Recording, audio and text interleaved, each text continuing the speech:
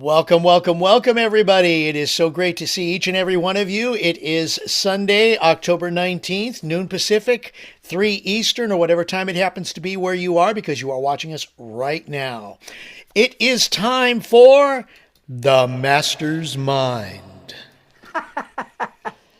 And this is the day that we just kind of sit back, listen to, reflect on our week, not just the week that has passed, but also the week that is coming.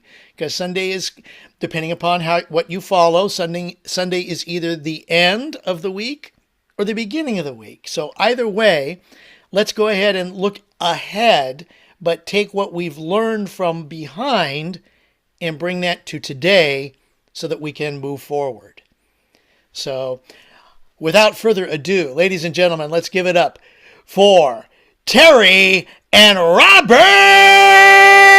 Hollis. Well, thank you, Craig, CJ, the hostess with the mostest. And again, hi, thank you for getting on here. Deborah, Kevin, Melody, Michael, Angela, Jody, Sandy, Coach Bob, Lisa Marie, Karen, Mary, and Bill, and of course, Ezra and Matt. So it's great to have you guys on here.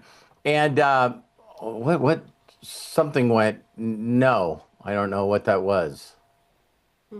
Something on my screen has got an X next to it and it says no next to Deborah. I don't know what that means. All right. So, well, we'll just see what happens. Maybe she clicked on something. Hi, Jamie. Thanks for being on. So, hello, everyone. It's nice to be on here. And again, another Sunday of Master's Mind. And, you know, one of the things that I look at all the master's minds that we've had since we put this incredible family, incredible community, unlimited wisdom together. And I just want each and every one of you to know that there's no way that I can tell each and every one of you how much you mean to me, how much I love you.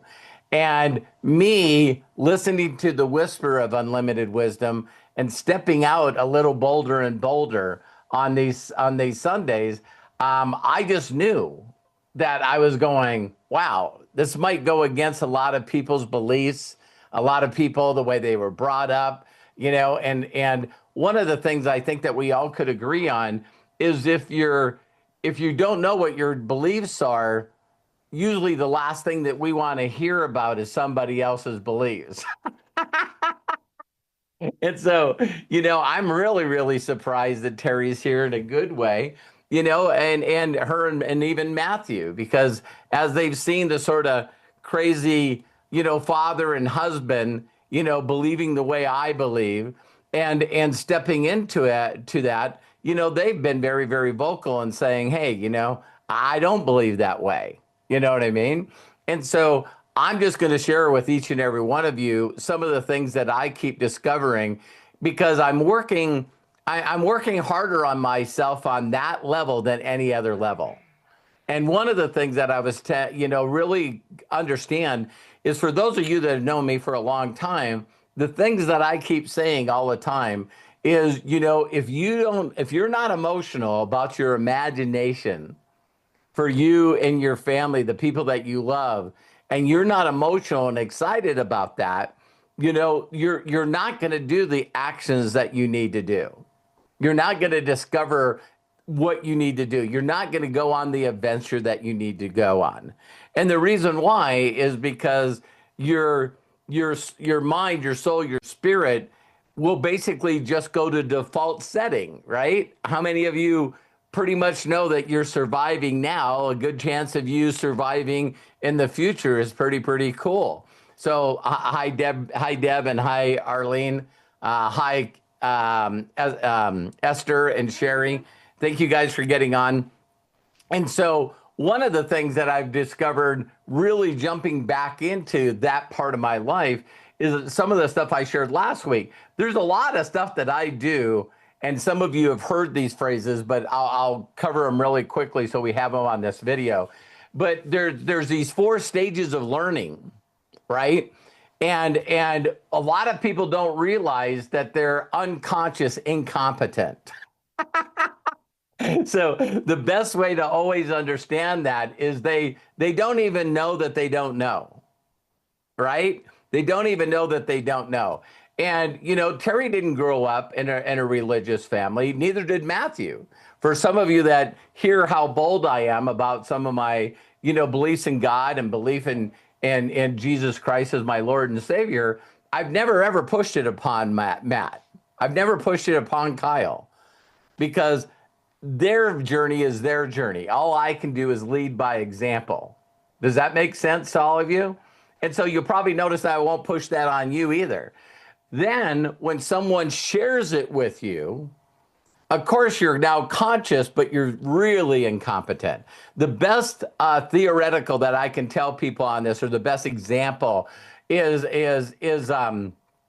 a comparison is learning how to drive. You know what I mean? Some of you, might have difficulty going back and remembering, but it's like now you don't know that you don't know, but once you start learning how to drive, everything takes a lot of thought. Hands at 2 and 10, right? And you're like really thinking about it. You're not worried about anything but just not getting in an accident. And that's why you're usually in a parking lot someplace where you don't have to worry about what you're driving, right? And then you go from a conscious to competence, but you're still having a lot of effort. What I mean by that is you keep forgetting to do stuff like turn on your turn signal, or you might cross too many lanes of traffic in a turn. It's like you're stepping out there and believing again and having faith, but you're still not like the last stage, which is unconscious competent. And for some of you that drive a lot, this is how you drive. Do you put a lot of thought in it?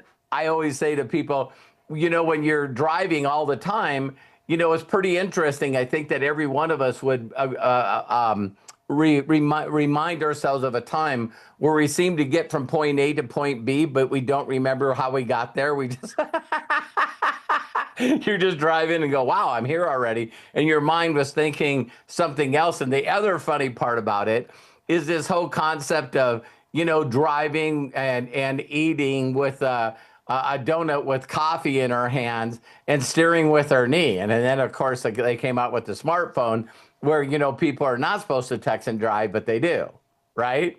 And I heard a funny thing the other day is like when you look at the Tesla, right? The first electric vehicles that really started coming out there. The size of the screen inside the car, it's like, that's supposedly supposed to be something that doesn't distract you, but everything is on there. You know what I mean? Everything is on there. And so it's really, really interesting. So what I want to do is on this one is just share some things with you that I know I do, and how they can put into your life. I was telling someone the other day, they go, it's funny, this person I've known for a long time, and they just reached out to me, and we do this to each other so we don't have to spend a lot of time on the phone. But it's actually a saying. It's like, what are you up to? Right now, what are you up to? And we could just say some few things. And I said, I recently started a community, and I said, you'll never believe this. I'm not only reading the Bible, but I have people that are reading the Bible for the first time. And their response is there any higher level than that? I was going, wow, isn't that interesting? And so I said, what do you mean by that? And he says, I'll never forget, I seen this video, and this it's the only guy that I resonated when it came to the Bible, right? And he says, A, read the Bible, B, do what it says, and 3, based on how your life changes on doing what it says, tell other people about it. He was going, that a guy just told him, what should you do? And again, I believe that if everyone really does it in the right way, is just understand that you're unique, proclaim your uniqueness, know that you're a miracle. And like I was explaining to my wife, it's like don't allow anyone whatsoever to tell you what they think your journey should be, right? Because every one of us is unique, and it has to be unique, right? So I want to give you guys a couple of things that I just stumbled across that's very, very interesting. When people worry about the future, that's called anxiety. You hear this phrase used really, really a lot nowadays. And when you hear that people have anxiety, it's really simply their mind doing a what if, right? They're like, what if this happens? What if this happens? What if this happens? And they just keep doing the what ifs until they get, bigger and bigger and bigger and bigger. So it's living in the what if world. And then there's other people that live in the past, right? So they're still hanging on to stuff. One of the things that I know that my relationship does is it's sort of like with the Eric Tolle. I don't know if you guys know who Eric Tolle is, but he talks about living in the now, no opportunity, living in the presence. And what it really does is I get to, instead of being in the what if, I get to talk about what is.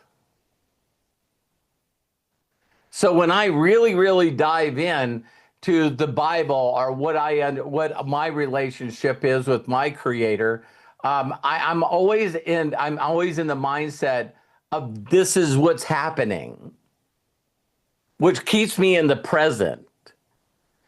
So things that I do, like prayer and like worship and like reading the Bible, it keeps me in the is instead of thinking about the past or thinking about the future. And so another thing that's really, really powerful is this really, really changes a lot about who we are. I know I've explained this on another video, but I can't tell you how important this is this constant thought about we're not enough. We're not deserving. That we read the Bible wrong, or we pray wrong. If you really realize that the only thing that keeps you from the life that you want is the thoughts that you have. So, there's always these people, and I've had them all. I promise you. Am I praying correctly? Am I using the right name? Am I using the sequence correctly? Sandy, was bold enough to come out and say, that she bought a Bible and it's a whole study guide. Well, it's just like exercise. So as soon as Sandy gets it, then I seen a post on Facebook, and it goes, okay, so now that I have it, like getting an exercise machine, can anybody tell me how to use it correctly? And I just thought that was such a perfect question because, isn't it funny that we don't even know, hey, what is the best way to read the Bible? But I remember someone saying that. And so I immediately go on AI all the time. Some of you still might have different feelings about AI, but I went on AI and I said, a lot of people talk about if you're getting into the Bible, what should you read first, second, or third? And it was amazing. It came up immediately. And I sent that to Sandy. And it's like, listen, you really want to get connected, fast so that you understand what's going on. Start with the book of John. And so you go through John, and it's like, again, a recollection of John explaining what Jesus was doing and how he was doing it. And if every one of you stepped into that, one of the things I was telling my wife, either last night or this morning, is that if you really, when you start to realize how much of a rebel that Jesus was, see, you're going to start to resonate. So he was constantly doing this stuff. It's like, well, we got to take Sunday off. Who said that? Well, all these people say that. Don't listen to those people. So he not only was going against the government, right? But sometimes people don't realize, and there's a lot of movies out there, that he was also anti-religion. And so when you're anti-religion, that's when all of a sudden sparks start flying. Because you can watch these old things. Matt loves, Games of Thrones, and I know he could list a couple of the names that we've watched. But there's this, that's when you really, really start to understand that the rulers of the world in their area, along with the religious top leaders, were really doing some stuff that wasn't too good. It was like, so the king would say, I always made this joke, and I would say, don't you find it interesting that people say the most purchased Bible is the King James Bible? And so I remember saying this, it was probably to Eric and a lot of people, because you'll see a lot of people that seem to be more on the religious side, is they're always trying to correct you with a Bible verse. I see Jody's head just going, so it's like they take a hijack over your comments. And so me and Eric was talking about that. So I'll use Jody as an example. So she can come from some place that, for me, I want to call it the universe. I want to call it source. And they might quote something by Abraham Hicks, but then the person will post a Bible verse that seems like it's a correction. You know what I mean? It's like, Jody, listen, I know you got your own personal relationship. And when I just said that, I got this download. It'd be like me telling Jody that she has to love sushi. That she's a less of a person and not a deserving of a person if she doesn't eat fish, You see what I mean? And when people do stuff like that, it's like that's when it really, really becomes I don't know what would be the word. Yeah, I do know the word. Is if anyone knows Terry, my wife, the easiest way for you to get her to do something is tell her that she should do something. How many people are knowing? I think you're lying. So Terry's personality, if you told her, you know what, Terry, you should do this, she would not do it just because she can make that decision, right? Now, how many of you know some rebels, right? And what's amazing about that is that short commercial that, Steve Jobs did, when they did it for the Super Bowl, when he was first launching Apple. And it's like, listen, I'm looking for the rebels, the fighters, the people that don't want to be like the sheeple. All right. And so one of the things I started realizing about myself right away is I was anti-Bible. Why? See, that was a really good question I had to ask myself. Why am I at one time anti-Bible? And I'd say even up to less than a month ago. This is how bold I'm going to be, whether I'm right or not. But what I say to people is there's people that spend all their time creating a relationship, creating an intimate relationship with God or source or whatever. And then there's other people that keep telling me that the word of God is it. And I always beat people up and I go, well, do you know the first commandment? And most people, believe it or not, don't. They don't. And I said, the first commandment says, put nothing before me. Okay, so he could say, listen, it's okay to put the Bible before me, but don't put anything before me or my Bible. No. He simply says, don't put anything, before me. And I see a lot of people that are religious, and it's like they want to beat the hell out of you with the Bible. Well, the word says, this verse, this verse, this verse, this verse.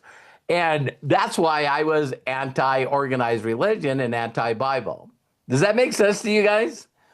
And so it wasn't until recently that I heard, stuff about Charlie Kirk, and I started diving into his stuff.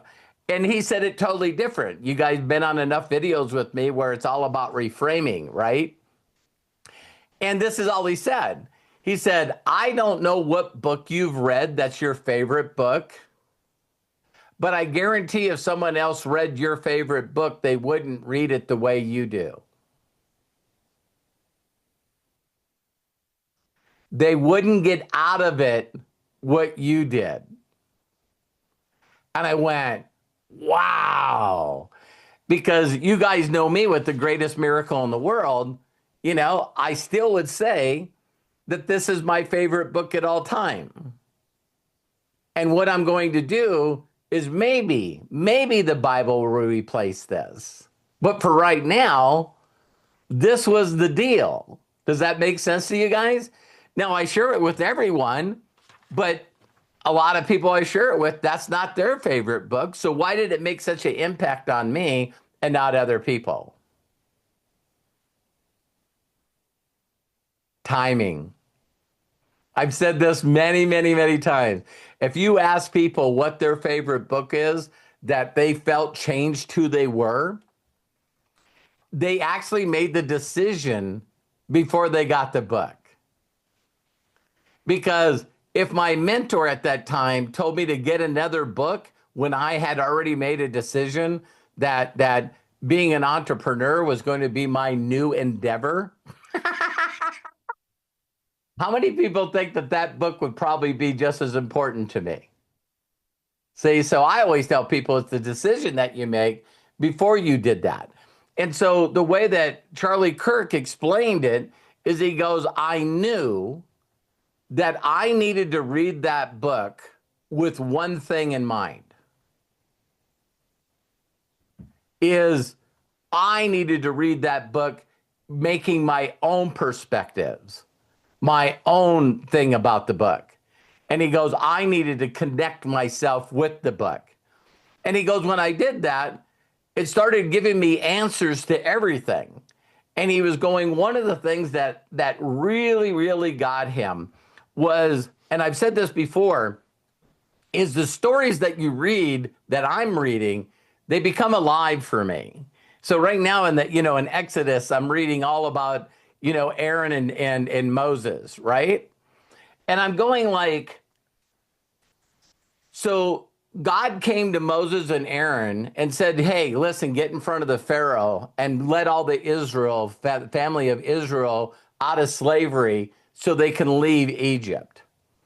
And they're saying like, Moses and Aaron are going like, listen, why in the hell would he listen to me? Who am I? I'm nobody. And God basically tells them, listen, get that stick, we're going to call it a staff, and everything that you do with this stick will make him believe. Now, if you take the staff and you touch a bunch of water and it turns into blood, and every bit of water in Egypt turns to blood, that would be it for me. You guys understand? That is it for me. But no, the Pharaoh had a hard heart and he goes, hey, great trick, not interested. Still ain't gonna do it. So why did it have to go from that to the frogs, to the lotus, to the flies, to the lice, to killing all your cattle? It's like, I'm right now not through it yet, but I think I'm on either 8th or 9th plague that he put on the Pharaoh and the Egyptian people, and he's like, hey, I'm still haven't done it for me. What did I get out of that story?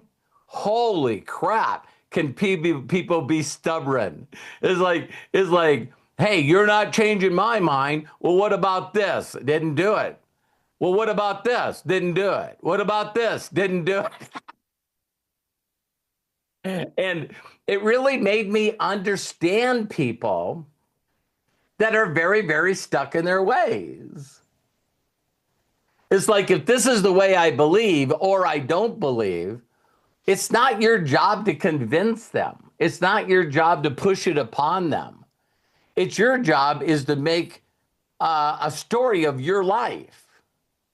Does that make sense? So I've said this all the time. You want to be able to have people go, wow, what's different about you, Jamie? You really, really seem different. And they can feel, see the changes in his life and go, what's that all about? And so you guys have always heard me on the business side. I'm always talking about it's so that my business is so easy because I'm only looking for interested people. And people that are not interested, I'm just not interested until they are. So I know that I went through all this stuff about being an entrepreneur and a marketer because in the closing years of my life, I really am not interested. And I used to say this all the time. I'd walk up to people and say, hey, Arthur, would you be interested in any way, shape, or form of having more love in your life, more peace, more joy, more connection? What is this? Answer the question. Yes, no.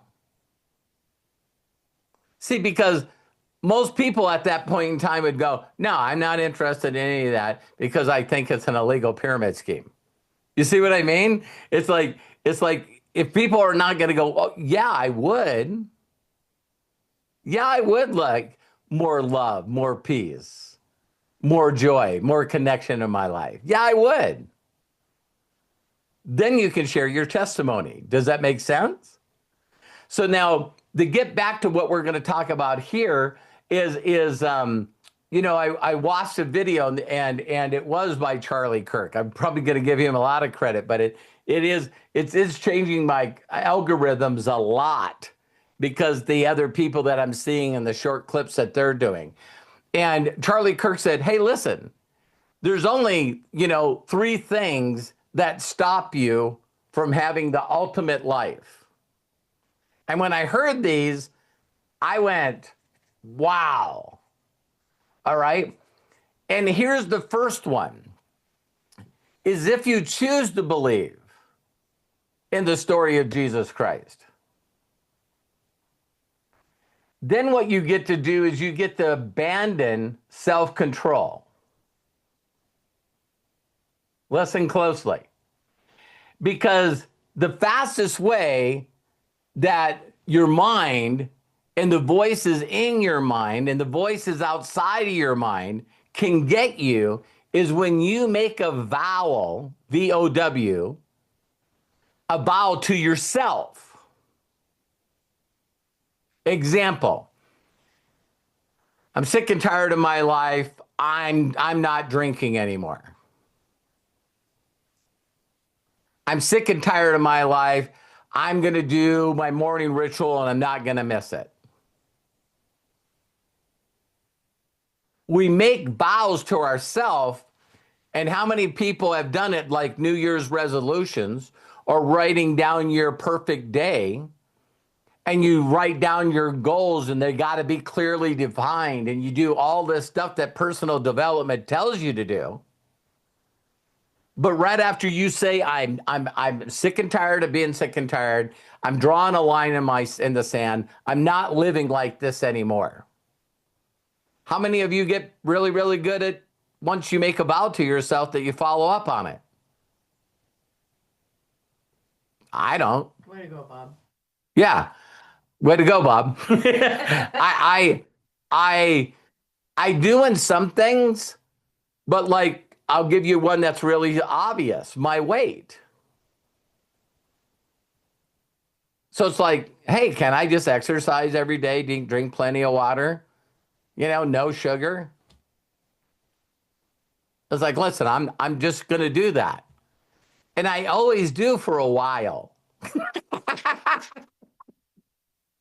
But I never, ever, ever thought about the concept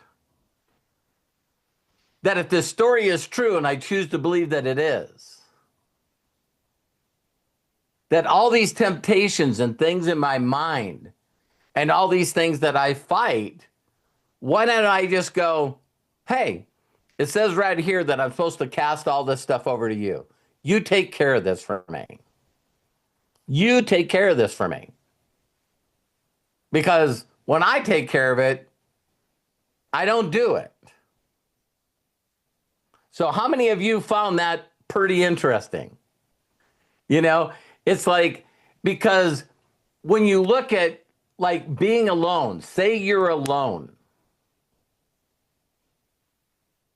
If you understand that you're not alone, and I don't mind being bold about this, if all of a sudden your imaginary friend is still with you. You know, we always giggle because it's okay to have an imaginary friend when you're a kid, but then everyone starts telling you, listen, you know, Sandy, you can't be talking to your invisible friend when we're in public. You see what I mean? And so they take that magic away from us. They take that imagination away from us. They're saying, listen, it's time to grow up and be responsible. But if people are really delusional, people that truly believe in Jesus Christ, believes they're not alone. I've always used this thing where you can ask a little child, you know, where's God? Where's Jesus? And they go, right here in my heart. When's the last time you seen an adult do that? See, now we get an organized religion, and it's like, I think he's sitting up there on a throne. I'm not sure. And then, you know, they got these other names too, where, you know, Jesus rose again, was on the planet for a while, but then he went to heaven, and he's like, I think on the right side. The right side. How many of you guys know what I'm talking about right now? And then, you know, before we really understood, then there was this thing called the Holy Spirit, and that's the comforter. And I'm not being sacrilegious. I'm just telling you that I think a lot of people are like, I don't quite understand what the three is. And then this group has another group, and then there's some other ones over here. When you start getting into organized religion, it really, really becomes very confusing. What does confusion do? Well, now it seems like you have more laws to follow. You know what I mean? So it's funny that I'm now sharing this stuff, and I'm thinking about business, you know, that, hey, it needs to be simple, and it needs to be duplicatable. It needs people understand. You know what I mean? But organized religion, you know, 460,000 different religions in the United States registered. Who knows the ones that are not registered? And they all seem to believe that the other person doesn't quite have it correct. So that's when I'm going to drive back to you, right? So I know this sounds silly, but I don't even know if I've said this to Terry and Matthew, right? Is if I accomplish things in my life and I'm happy, and I have things I believe that I'm going to be able to do some incredible things for me and my family. If my imagination is Jesus Christ, my Lord and Savior, is helping me, guiding me, sharing the right resources and people, I think that's pretty awesome for me. So I don't need both of them to understand why I'm delusional in my beliefs. Does that make sense?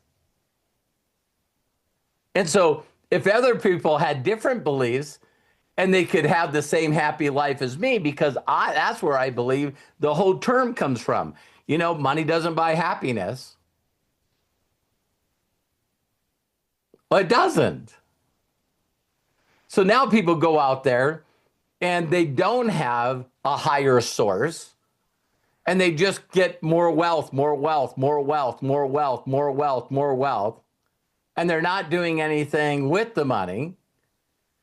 And you hear they're divorced or married for the third or fifth time, and then you hear their kids want nothing to do with them. You know, that's hard to say. Hey, you seen Elon Musk? Wow, I think he just hit $500 million in net worth. And then Matt can say right behind that, if he's worth that much money, but he doesn't have a relationship with his children, he's just not a role model for me. How many people understand that? It's like that. I totally agree. And it seems that the wealthiest people on the planet seem to have a little disconnect with the people that should matter the most in their life. So why wouldn't it well, Christmas is coming up, right?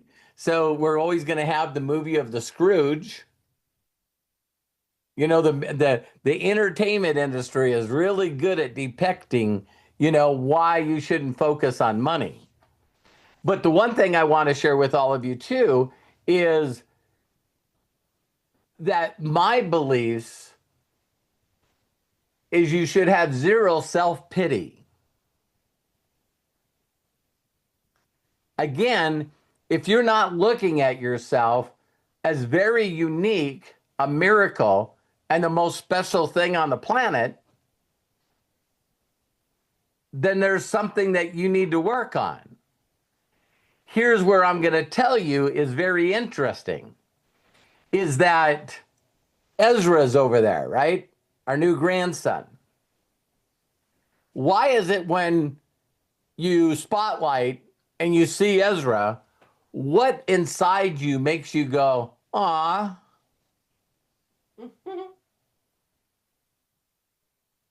Ask yourself, because we did do a video on awe. So you can look at Ezra and just go, "Aw." And of course, Terry and I are very blessed because Matthew and Hannah send us videos of him blowing, blowing raspberries, and he's talking, and now he's setting up. And for those of you that have ever had that experience with a child or even a spouse or a niece or nephew, that's the way God feels about you. The other thoughts that you have in your mind about I'm overweight, I sound stupid, I don't ever finish anything, I'm sort of a loser, I'm lazy. That's not my opinion of the way that you should think about yourself. So how many people would be willing to admit that you still find some fault in yourself? All right. So don't you think it's interesting on how, if you, I don't know how you say that word, suspend. If you suspend your disbelief and you just really could believe that there's an entity out there that made you unique and made you a miracle, then wouldn't he think different about you than you think about yourself? See, that's where you got to bring the power of. As Ezra gets older, unfortunately, he's probably going to be hanging around people or watch stuff that might change his mind about how special he is to Terry and I, how special he is to Matt and Hannah. Is this making any sense to you guys at all? So when we come from a place of us trying to be in control, does anybody have any problem being a control freak? Right? All right. So it's not only you saying that you can do it. It's not only you saying that I have control of this, but it's also you that believes that you can change stuff and you're not changing it because it's all about you. It's funny, the download that I just got is the difference between me and people that are in self-control is I know I have superpowers that I get to use, and you don't have any superpowers because you don't believe you have any superpowers. And then other people go, but I don't deserve superpowers. I'm not enough. I'm not, So it's just very, very simple. It's just, again, belief. It's just belief that everything's going to be okay. I don't have to worry about this. And so again, you creating vows and I'm going to stop this or I'm going to do this and you're not seeking any help, that's why I would suggest that you try to figure out how you can look at it, that the reason, because even when you talk about the Abrahams of the world, Abraham Hicks and some of these people, right? They're always saying that you don't have to do anything. See, that's even hard for me to hear. It's like, listen, the reason you don't have everything that you want in your life right now is because of your resistance. You're resisting to it. If you believed it and imagined it and just allowed it, it'll come to you. And that's like, nah, you sure I don't have to do something? You sure I don't have to get trophies and plaques? You sure I don't have to do volume? You sure I don't need to write a book? It's like, you see what I mean? It's always this thing where we always look at our abilities, and sometimes our abilities are pretty limited. And so, the concept of just saying, hey, help me. If you guys have ever read my book or heard me telling stories of my book, it just got me to a place that I knew based on who I was that I didn't have any other answers. And yeah, was I pissed off at God? Oh my God, was I pissed off at God? So it's like, why me? Why this? And you sort of get in that humbled place where all of a sudden I'm like, okay, sort of like a challenge. Get down on one knee, the other one's in the cast, and just like, okay, help me. Help me. I'm gonna put it all on you. Help me. And then all of a sudden it seemed like the windows and the doors started opening up pretty fast and pretty rapidly. And then ding, ding, ding, ding, ding, ding. And it's like how I could go from one year being where I was and the next year being in a total different place was me just simply surrendering and asking for help.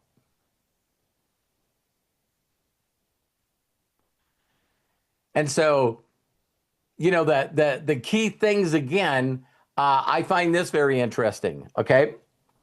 So other than being in self-control, doing it all yourself, there was only one other thing that sort of came up. And I don't know if you guys have ever heard this, but you do become who you hang around. And it was saying that if you could do anything, if you could just spend time with people that are doing better than you. And I know at the time that this concept came up, there's no such thing as the internet. But to think that if I spend a majority of my time constantly being connected with people that believe the way I believe, that I don't have to be physically around them. I can actually listen to them and be around them while they're worshiping and get connected to that. I love when Arthur, we said when he watched, Charlie Kirk's thing, one of the things he posted, he said, man, those people are some pretty good singers. And I don't know if I could grab it really quick. I will before we close this. But if you guys wanted to Google this, but the same guy that was doing the work, one of the part of the worship stuff, he's got a song, Brandon Lake. It's like a hard fought hallelujah. And what's unique is he reached out to Jelly Roll. And when he reached out to him, Jelly Roll had heard the song. And now they're like performing this song everywhere, including on Jimmy Kimmel. I'm like, what? You know what I mean? What do you mean a bunch of people that are non-believers are inviting people on their show to play, hallelujah? And it's like, for those of you that have watched Jelly Roll, Terry loves him. It's like, this guy is not ashamed. So he's pretty in your face. And so it is funny for me that people can see who he was and where he is and how fast he got there. And when you say, how did this happen? And he's like, man, my belief in God and Jesus Christ is my Lord and Savior. And just have people go, nah, that's bullshit. You see what I mean? It's like if someone said every time I wear this blue cape, it's amazing. I'm able to save people. A crane is falling, and all of a sudden I put on to jump in a phone booth and I put on this cape and I can stop the car from landing on them. I can stop, and everyone's going, I dare you to try it without the cape. And it's like, you're an idiot. I'm not doing it. I'm putting on the cape. Boy, that was a great analogy. So when you see superheroes, why is it that always the person is just a normal average person, but they need to change into something? They need to change their appearance and who they are and tell you what their superpowers are. And there's probably a bunch of people standing around them that are going like, well, I'm telling you one thing right now. The outfit that you're wearing makes no difference. Can you imagine saying that to Batman, saying that to Superman, saying that to Spider-Man? It's like, no, you don't understand. I put on this outfit and I can do these incredible things. And there's a whole group of people going, it's not the outfit. How do you know? I just know. And it's like, well, you can have your own belief, but I'm putting on the silly looking outfit.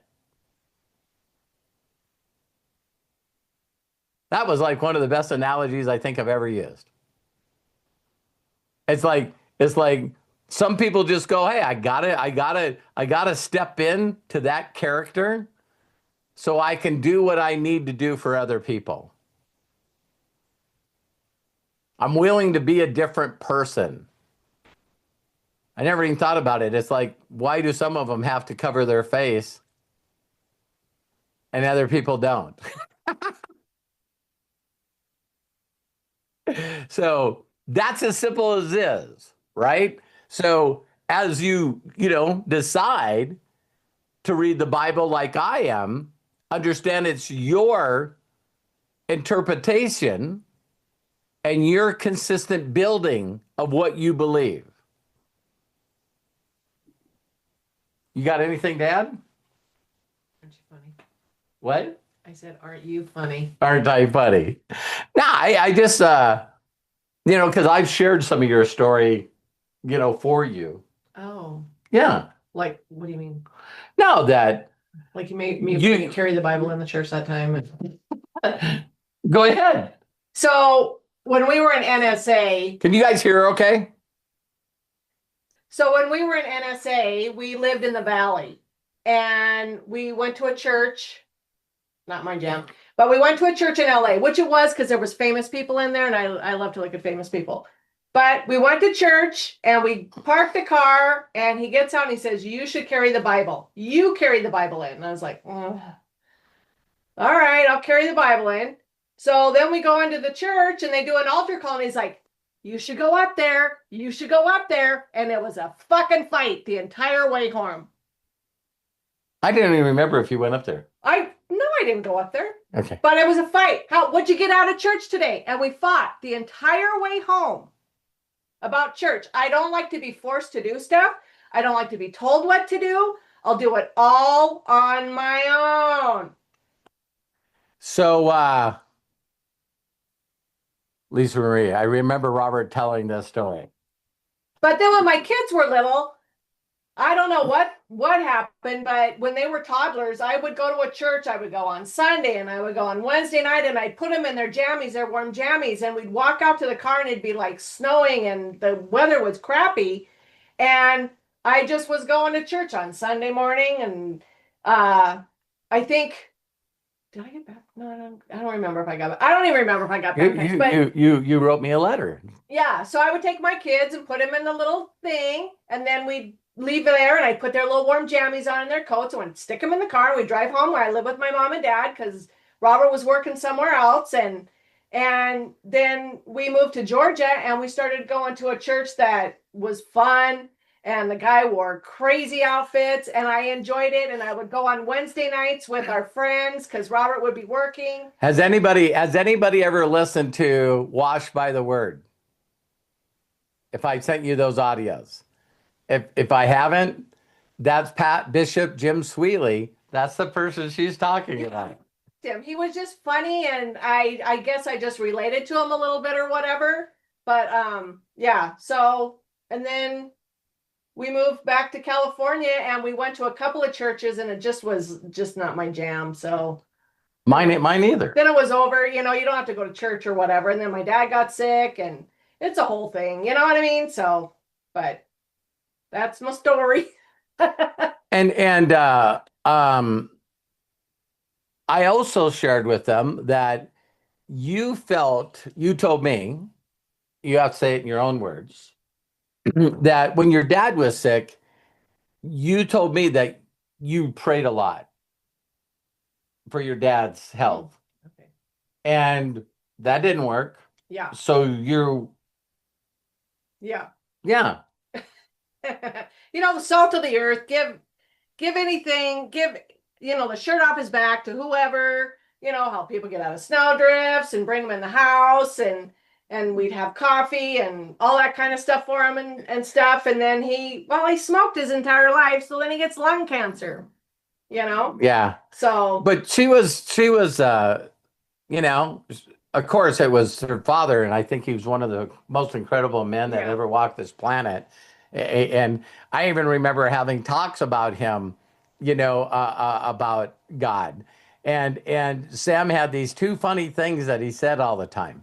Is he said, they always want you to go to church. So last Monday, I went to church and there was nobody there. And I was going, well, they have services on Sunday. And he says, well, if they're trying to share God with people, shouldn't they be there all the time? Well, they're Catholic. But I just thought that was funny. And then other times that I brought it up to him, and he's going, listen, I don't have to go to church. He said, God's right over there underneath that tree. And if I need him, he's right there. Well, even when we had Matt, when Matt was a baby, Robert would go, you want to go to church with me on Sunday? I'm like, enjoy. Yeah. See you when you get home. And so I know that Matt remembers and going, and Kyle remember going, because they, hey, chocolate here, the hot chocolate, climbing wall, and they had a climbing wall. You know what I mean? And no, I only thank you for sharing. Aren't you guys glad that she shared? I mean, seriously, because regardless of your relationship, with that entity, you can go from non-believing to, hey, I don't have a relationship right now. Maybe I do, maybe I don't. But, I just want to share with each and every one of you is that Master's Mind as a event on Sundays is me feeling bold enough. The Unlimited Wisdom was a whisper that I had 24 years ago. And I'm stepping into that whisper.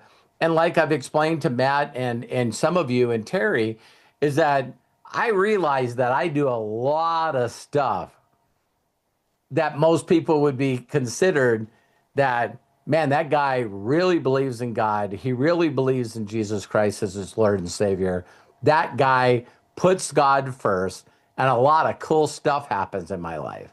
And for those of you, that's what sort of Charlie Kirk did for me.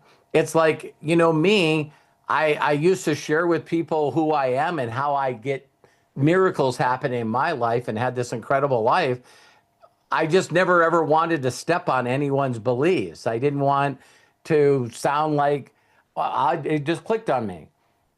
I don't want anyone to feel the way that I made her feel when I said that we have to go and you have to accept Christ and you got to carry the Bible. I don't want any one of you guys to ever feel that from me. Is that fair? And so I will do my very, very best to share with you what I'm doing. Now, I remember reading, I'm thinking now that the New Testament that I got thrown to me when I was in prison, I'm starting to believe now that the Gideon version of the New Testament that I got thrown, I don't even know if that's a complete New Testament. Does that make sense to any of you? I don't know. It's a large company. If you guys know who the Gideons are, they're just one of these people that are out. If you ever went into a hotel room and opened up the door, opened up the cover to put something in there, and there's a Bible in there, unless you're in Utah, then it's the Book of Mormon, But it's like the Gideons are just one of these people that it'd be interesting to see how many Bibles they give away a year. It's just really, really, really amazing. And so, after I read that and got on that path, I've shared with you where I've sort of had an anti-organized religion, anti-Bible status. Because what I believe is my personal relationship with whatever this entity is. And it's funny because it's not out there for me. It's in here for me. So when you hear a little child say, that little light of mine, I'm going to let it shine, let it shine, let it shine. That's my relationship with that entity. And I just know that I know that I know. And so there you go. That was Master's mind. And so, for some of you that started reading the Bible again, if Charlie Kirk, through me, has shared that with you, don't let anyone tell you how to design that relationship. Can you imagine someone telling you how your relationship needs to be with the person that you love the most? How many of you have had people tell you how to fix your relationships? You're like, hey, you've been divorced 3 times. Why are you telling me? You've never been in a relationship. You've never been in a We relationship. find these relationship experts and they're like either never been married or they've been divorced a couple of times. You're like, I'm good. I'll figure it out on my own. So you guys all know this because I've been open with it. The things behind, Charlie Kirk and his movement and seeing his impact on, people all over the world has made me feel like, why can't I be bold about it? I'd rather have 1 million people in unlimited wisdom that we're all, feeling like on a month-to-month, a week-to-week basis that they're getting closer and closer to loving who they are and finding out how to help other people find the same things they found to fall back in love with who they are. Because now the self-pity, the self-talk goes away, all the negative thoughts about you beating the shit out of yourself, the Dino, rah, rah, rah, rah. When you can look at yourself the way that I believe that your creator looks at you, and I'll close with this. When I look at my son, Matthew, I know I had something to do with that. And some of you are laughing because there's all kinds of thoughts. Yeah, like a couple of minutes or whatever, right? But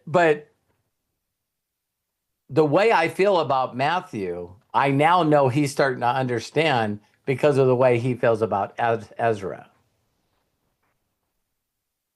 The only thing that I think that every one of you could ultimately want is have the way that you feel about somebody, to have someone feel that way about you. And what if that person was always there? Always there. You're never alone. They love you unconditionally. They wouldn't change a thing about you. They always want the best for you. They're never holding anything against you. It's like, I really like my imaginary friend.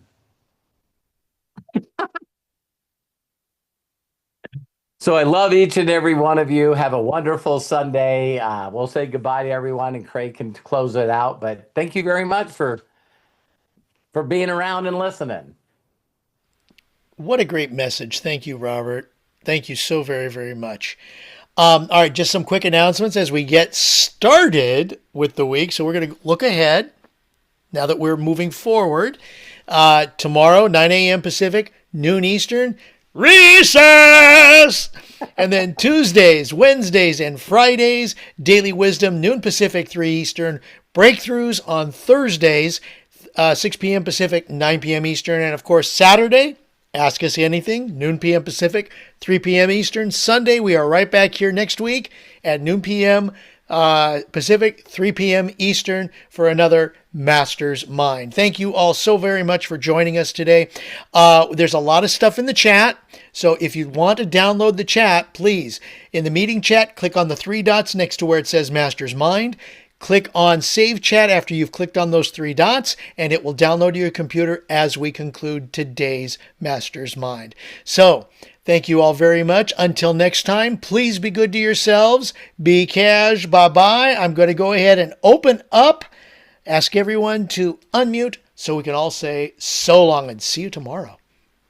Bye. Tomorrow. Bye, Sherry. See you, Tom. Love you all. Hi, Deborah, Take care, Arthur, everyone. Karen, Have a wonderful Lisa, day. Have a great Marie, day. Bye, Esther, Ezra. Arlene, Coach Sharon. Bob, Deborah, Bye. Jamie, Melody, Robert. Have Terry, a Kevin, great Robert, Sunday. Michael, and You guys have a great Angela, day.